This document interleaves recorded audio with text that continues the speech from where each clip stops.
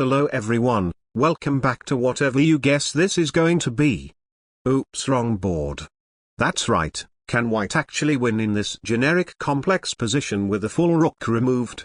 Sounds impossible, so how about showing black won't lose? You can use some time to think about those questions, but for this video, I will now reveal the answer in detail. In the following position white is down material, but the key to note is that white has a 3-0 pawn majority in the center, one of which has already reached the 6th rank. Black's king is also uncastled, so combining these two should give you a rough idea of the plan. Since the only check lifts the pressure off considerably, let's target the second most important piece, the queen. There is again only one move that makes decent sense, and that would be knight to b5.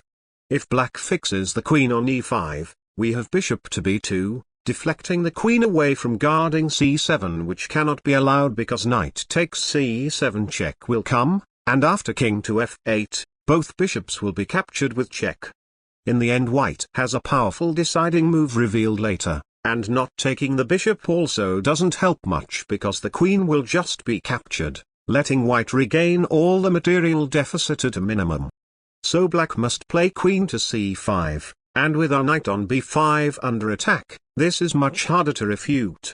Capturing on g6 doesn't accomplish much, and defending the knight would give black valuable time to consolidate. You might not have found the solution yet, but in any case, white doesn't have much time, so here we go. The answer is the brilliant move queen to d4, that's right. A queen trade down a rook. Queen takes knight loses g7, when the threats against f7 are just too much. Black accepts the queen trade, but it turns out that this is just an illusion because all white is doing is the same exact deflection above. So white must not recapture the queen, but stick to the original plan and capture both enemy bishops with check. King to f8 allows rook takes f7 mate, so after king to h7, it is time for the finishing touch. Seeing the knight on e7, enemy pawn on g7 and king on h7, first thing to realize is that a rook check on the h-file is mate, so what's the only way here? Rook to f5, preventing queen to e5 check and threatening rook to h5 mate. After g6 rook takes f7 check, black's queen must block since h6 is off limits, but in the end, white's dark-squared bishop is too strong as it can win back one exchange. Now, white's connected passed pawns in the center are 100% unstoppable, completing an overkill with rook odds.